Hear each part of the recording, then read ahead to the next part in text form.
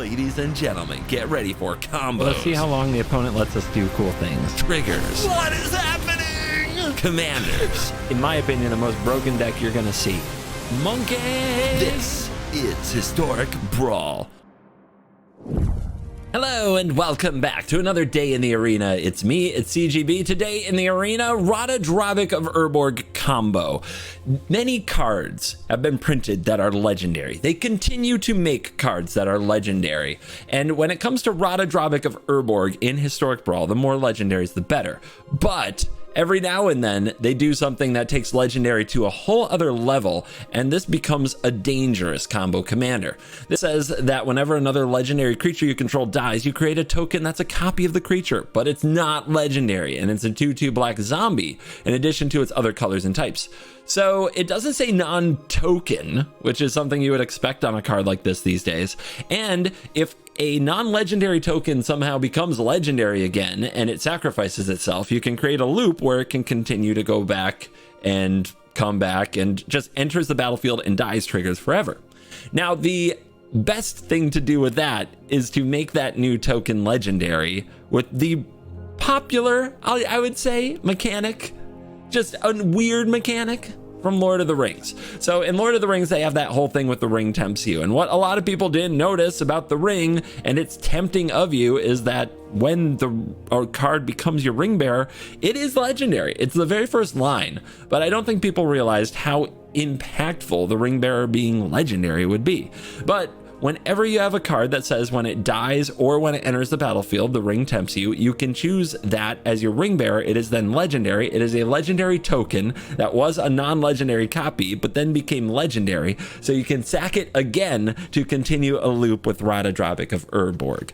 In a nutshell, we have a sacrifice aristocrat-ish combo deck that takes advantage of the ring tempting mechanic to create endless loops of enters the battlefield or dies triggers, which can then kill the opponent using cards like Zulaport Cutthroat, Cruel Celebrant, Illes Sadistic Pilgrim.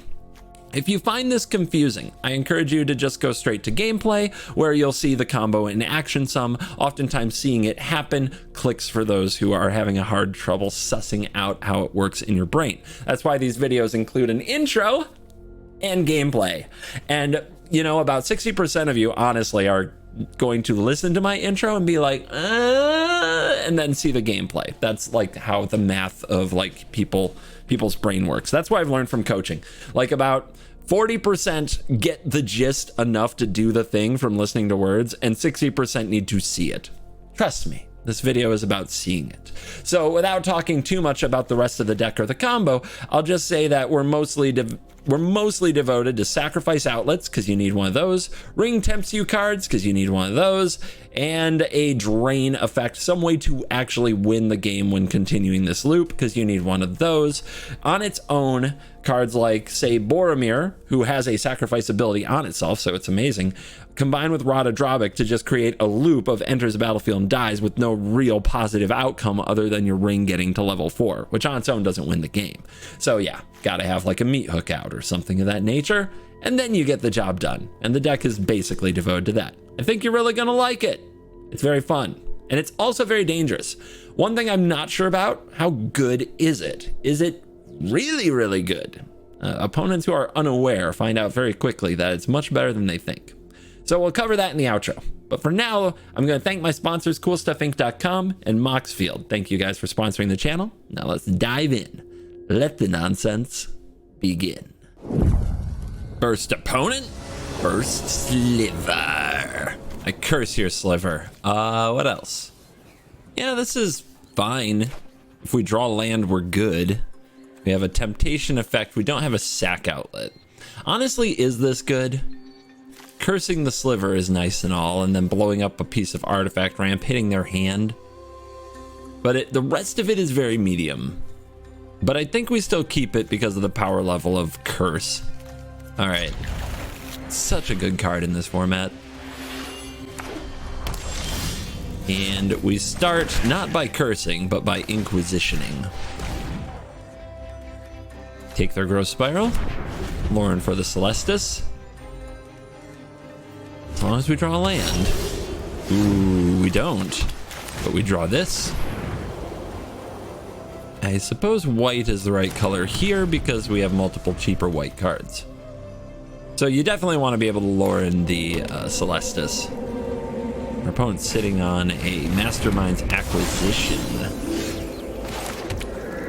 There we go.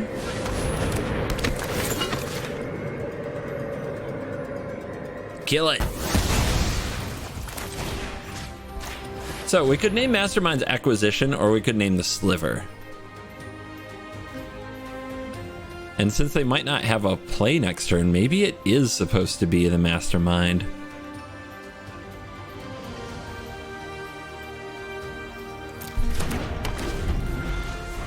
Let's see how that goes. First Sliver known for big explosive stuff, but it is random. Random may not serve our opponent well. You never know. Looks like we're going to miss a land drop. But we have all the pieces. We just have to get them onto the battlefield. We should probably try the drawing now and hit the land. Play Ratadrabik. The ward might protect him. What we really don't want to see is a sweeper. So all we've got to do, sack Outlet down and get Samwise cooking. And it's well hidden. The opponent can't see it coming. What do they get? An Ornithopter of Paradise. Beautiful.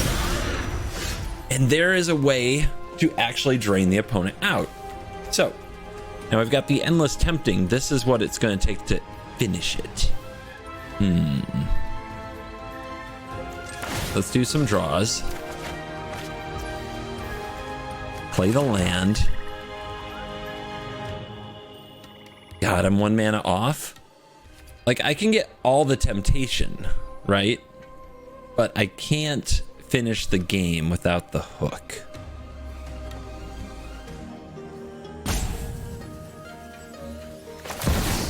So let's do it like this.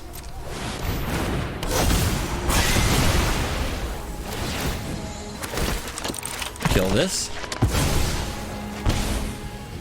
And now I don't have the sack outlet, right? Or else I could just do this. Since we have a Nazgul as a backup ring bearer, let's go ahead and play Sam. Get back Lauren. Choose this as the ring bearer because it's a free attack through the Sliver because of the ring bearer's first ability. And see what the opponent does.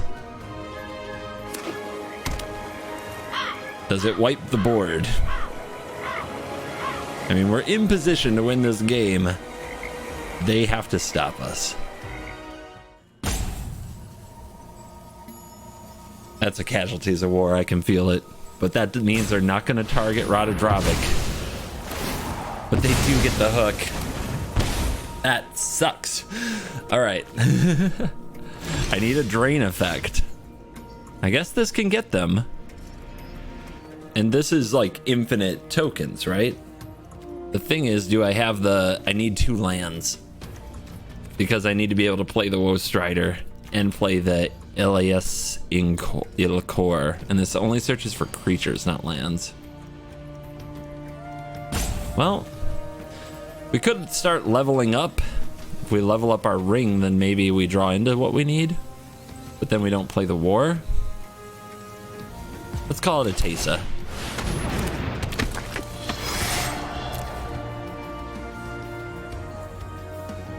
Can't block that one. It's a ring bearer. And they take the damage because if they block Samwise, we get back 2 Sams that get back a Sam.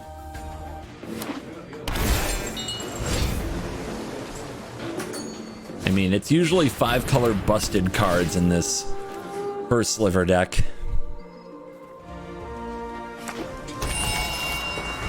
And it's Golos Tireless Pilgrim setting up to spin a wheel next turn. Here's a Woe Strider.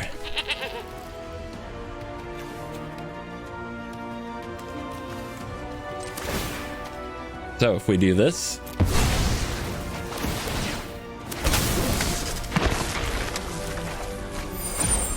choose our ring bearer to be Tesa, I guess, because Golos can block Ratadrabik right now. Skrelv on top, no. And then we sacrifice. This has to be the ring bearer to keep the sacrifices going, but I do want the 2 Tasas, and I want the draw discard because we might get lucky. We got a land. It's not the worst.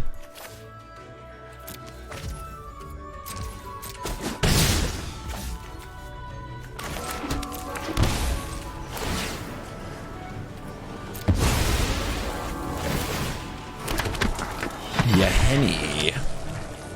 Sack outlet, but what do we need? We need a drain, but we're gonna have like infinite creatures, right? We just have to play the Samwise, get back the Teysa, choose the ring bearer to be the Sam, sack the ring bearer because it's, you know, already legendary, I guess, so that one didn't have to be it. Get back the Sam. Choose this as the ring bearer. Again. Scry. Sack the ring bearer.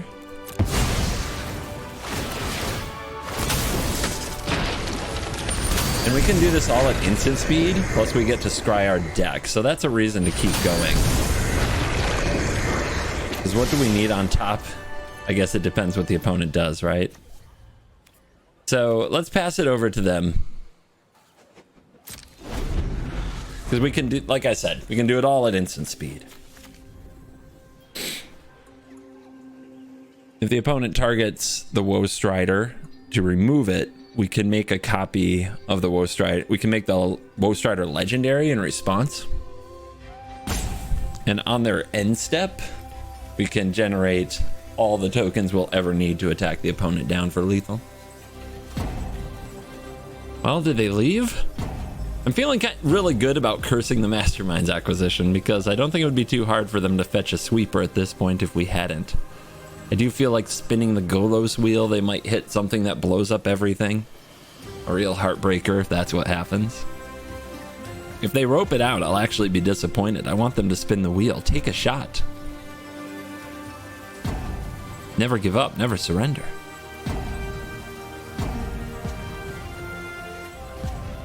Uh-oh, don't do it. Not like this.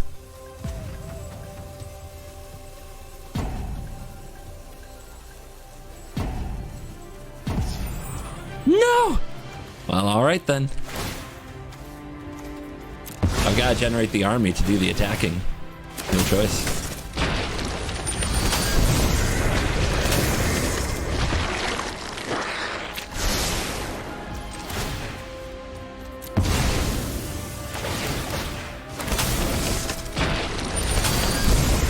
Go, baby, go.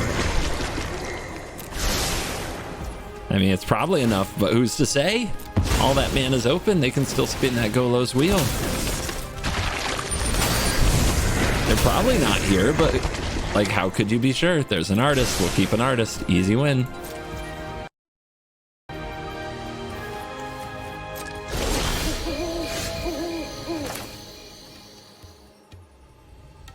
Could respond to it.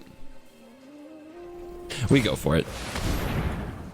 Let's get their rope going as they frantically try to reconnect. There it is. They were here.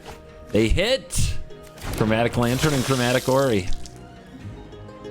That will not do. Lauren returns. Nuke that Golos. Ah, it feels good. Triple triggers because of Teysa.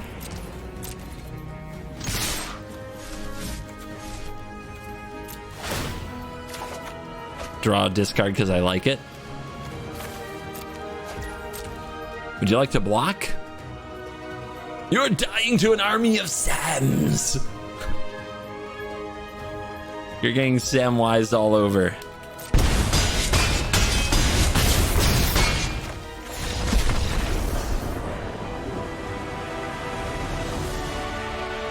And that might be the last we see of the first Sliver. On the play against Tamiyo Field Researcher, tough proliferate commander that's been growing in popularity, our opening hand has a turn to 1 ring. I keep that hand all day. Always good to have a just explosive potential. It's like they knew. How did they know? How did they know? It's fine. Whatever made them scoop, they were gonna leave in 2 turns anyway. Any other soft opponents out there? Trying to get my dailies done. Avacyn. Often the build I see of this is all board wipes with Avacyn. Oh, but what if Avacyn cost you 10 mana? Still, the rest of this hand isn't great. I mean, swords is an option for removing an Avacyn if it gets to that point. Duress is fine. Then we need what? We still need a temptation and a sack outlet for the Cruel Celebrant to be useful. But I've kept hands on Curse before. It's a powerful card. Let's try it out.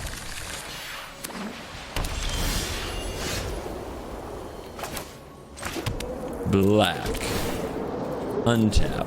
Duressio. Earth. Mirror Shield. Gilded Lotus. Big mana is big problem. Not that worried about the Mirror Shield. Obviously, their plan looks like it's Mirror Shield on things like Platinum Angel. The Redain is a little annoying, but none of those are that bad. I could curse Redain, but I mean, it doesn't even affect me. Let's keep scrying.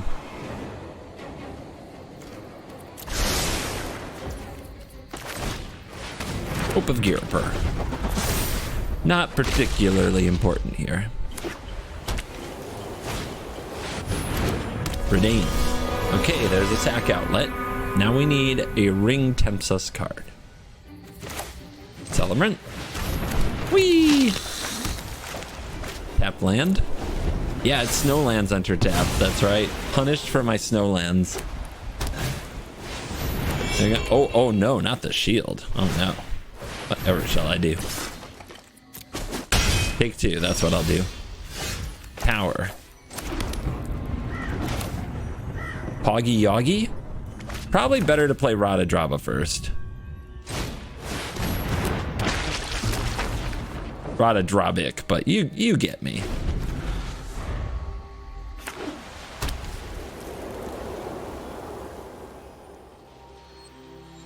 Opponent's on 5 mana. Whoa! You just put a shield on that. Our opponent's insane. Well, that was nice. They upgraded my hope.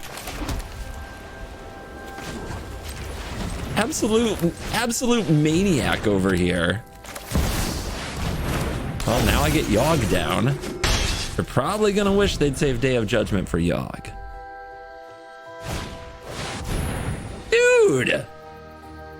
Another one! Alright, well, let's draw a card.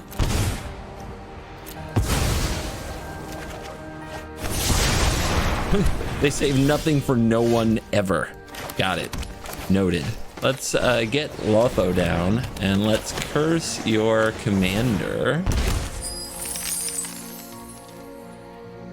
We could also curse the Platinum Angel. It's coming out sooner, which is not something that happens too often, but that's twice in one video now that I've cursed non-commanders. Faithbound Judge. Flying 4/4 thingy after like 3 turns something bad happens. I mean, do I care? Really? It has Vigilance. They are still 2 mana away from this Platinum Angel, and we named Platinum Angel, right? So you don't have to be afraid.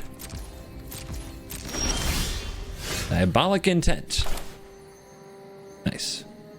So Ratadrabik. Combat. Diabolic Intent. Sacrifice the Lotho. It's our second spell. I don't think that we get a Lotho trigger because it dead. But we make a Lotho copy.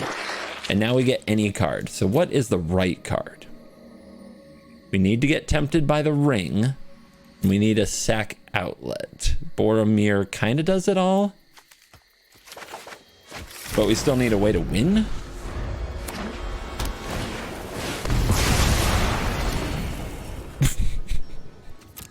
They take the all board wipe thing very seriously. All right, there's the way to win. Here's the Boromir. And next turn, we can use the tower, sacrificing the token, right? 1, 2, 3, 4, 5, 6, 7, 8. Easy. They can't play their angel. They untap. Sack this. Cast that. Loopsy loops. Lose one, lose one, lose one, lose one. You die. Our opponent is on Sram, which is vehicles, auras, equipments, drawing cards. And if you don't have a cheap way to remove Sram, you're probably in trouble. That said, this hand is not bad. You get a black market connection. You get a Ratadrabik of Urborg. I guess it's not great either. The Mox Amber kind of fools me. And Lauren can blow up something that Sram plays, but not Sram itself. We'd really love to kill Sram. Swords to Plowshares does the job. No black mana, but we have the one ring. Keep.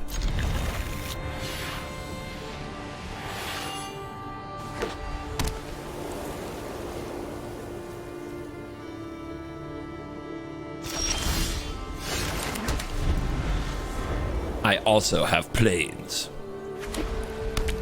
Do it. Do it. You fool! You thought I would keep a hand that could not deal with your commander?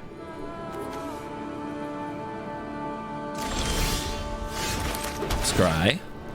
Really wish we had something to do that turn. Do I want to draw this? It is a win con. I already have a sack outlet. But it... And we have a few ways to search. We need to draw the right land. That's what we need. So yes, we bottom that card. Monastery Mentor. Scary. Do I search for glory and get a swamp? Thinking about it. Yeah, that's what I'm gonna do. Is there a particular swamp that's better than most swamps? Is one swamp more equal than others? Nope.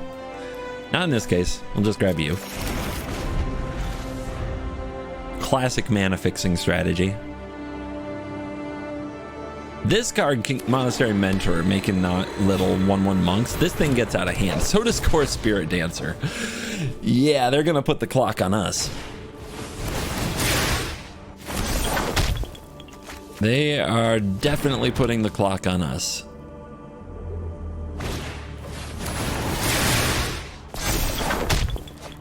We're gonna die. We are so dead. The one ring can keep us alive for a turn, but I have an interesting decision on is what to play this turn. We play Ratadrabik and nothing bad happens to it. And then we play the one ring to prevent the billions of damage we're taking the following turn. That's the thing though, we're gonna take a billion damage this turn coming right up here, but I can't win the next turn with Ratadrabik, so I have to hope to be alive. And then what? I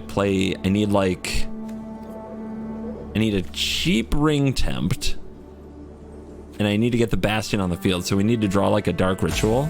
We're so just dead here.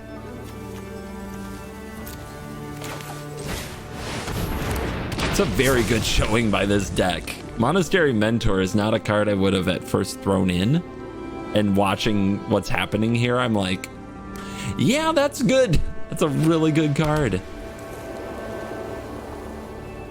So the protection from the ring is hopefully going to buy us another turn after we take a huge hit this turn. And then we have to draw into the right pieces. They're not going to give us time. Look at this thing. Look at this beating. Are you kidding me right now? There's 9, 10, 11, 12, 13, and it's only getting bigger. Candle Trap. That gives it Defender, right? And they do have to pay for the ward, so that's not the worst. But it still has its abilities, right? Prevent all combat damage that would be dealt by it. Yeah, we have to take all this. Okay, here we go. Not a lot we can do.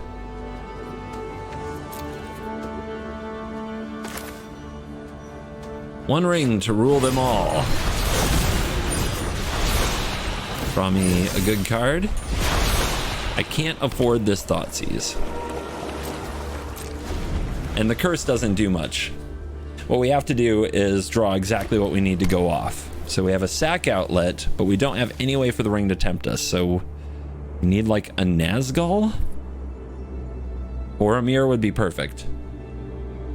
We could go fetch Boromir, but that doesn't accomplish anything because the Bastion didn't make it on the field. If we had played the Bastion on turn 3 and then been lucky enough to draw the lands we need, I guess we didn't have the mana for the Bastion on turn 3 now that I think about it. But yeah, if this Grey Havens had been a swamp and we Bastioned on turn 3, been lucky enough to draw more land, then we could fetch Boromir, win next turn. But as it is, we have to draw it.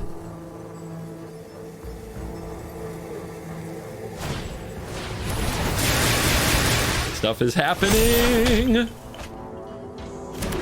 Show us what you've got. Even after we removed Sam on turn 2, just the other creature backups like Mentor and Spirit Dancer really showing off how powerful they are. We didn't need a removal spell, we needed 3. And that's just not the type of deck we're playing. My God.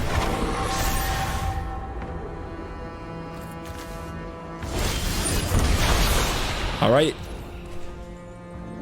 Boromir!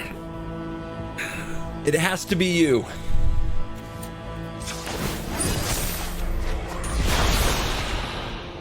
The Nazgul.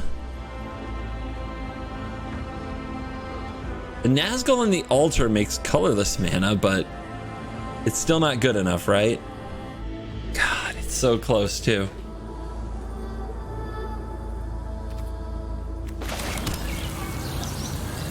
So we can generate 1,000,000 colorless mana. We can attack and draw discard. What could we possibly draw with all that colorless mana that would get us out of this? I need one more fog. I need a Teferi's Protection.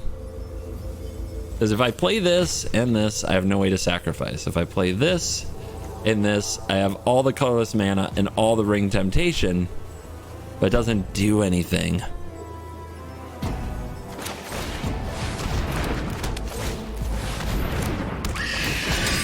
Too fast, too furious. Now, just hope our opponent, you know, is scared of the combo.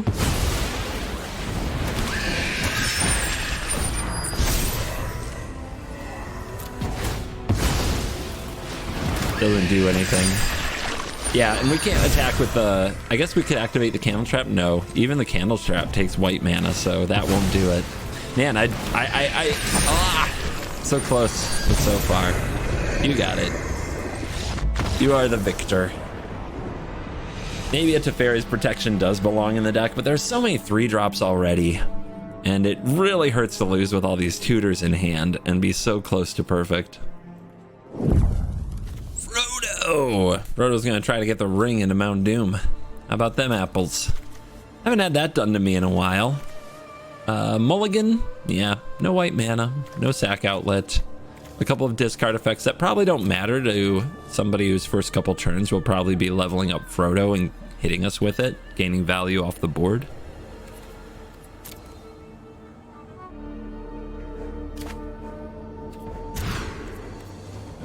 Yeah, this is better. The One Ring shows up again, probably to troll me. One Ring to troll them all. Here comes Frodo. Eagles.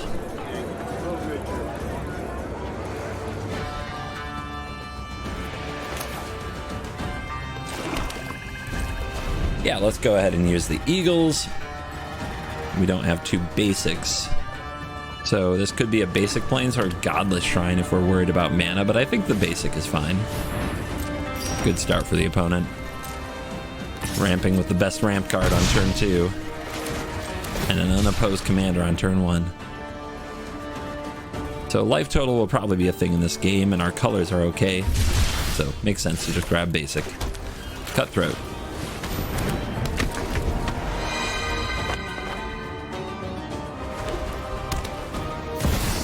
Palantir, huh? I think we let them draw.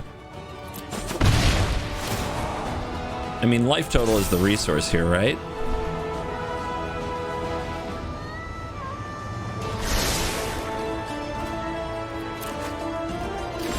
Besides, they probably put expensive stuff up there. All right, how to do this? We could play the heart and ramp. We already have a life loss thing, or we could go get Boromir now and just show them the combo. Ramping is so much better early, and if we do this now, then we can play Ratadrabik next turn and support it with a rebirth.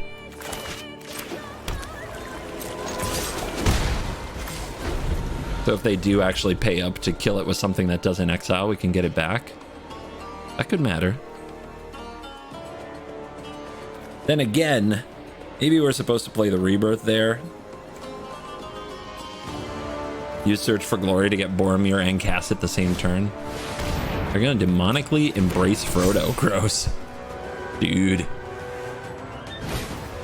And they have a Skrelv. Alright, Skrelv looks like... Frodo, once you start leveling up, you're probably gonna make it to Mount Doom.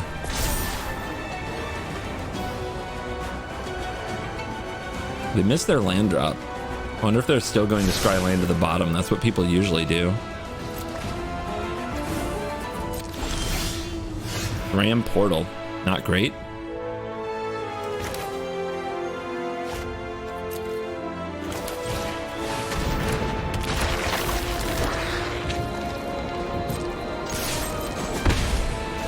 All right, let's see if it was worth it to support Ratadrabik with a Malika Rebirth here.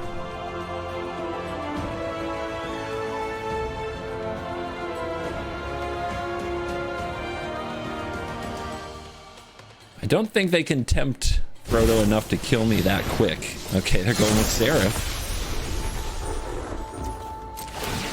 I don't know. I feel like their Palantir is... like they were really counting on me taking damage from that thing because they haven't tempted at all. They're just trying to beat me to death. And if that's the plan, we'll be okay. I think we'll get there before they do, barring some insane piece of interaction.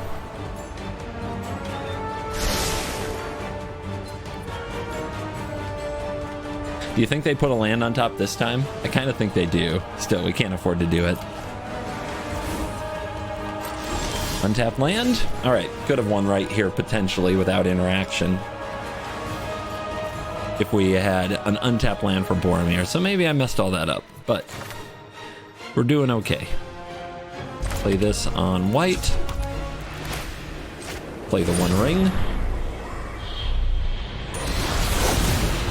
I don't think Skrelv is going to matter, but this is on white, so may as well play it out.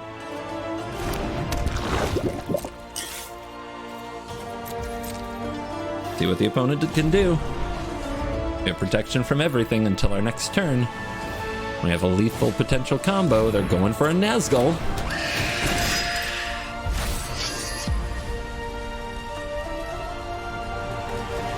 I'm just going to take a minute to talk about the Palantir meta. This card is pretty popular. A lot of people are playing it. And the consensus wisdom of it is you scry land to the bottom because the opponent will never let you draw the card. They're only going to mill you. So you want to mill cards with higher casting costs so it actually hurts them. So this is an opportunity to actually, like, the fact that the consensus wisdom is that you must do it this way, this is an opportunity to zig where they zag, right? Because if I do just go ahead and let them draw the cards and they're scrying all their land to the bottom, they've been mana screwed this whole game. And it's, yeah, you can see the effects. It's really worked out for us. Let's go get our boy. Where's your boy? Boromir. Let's go.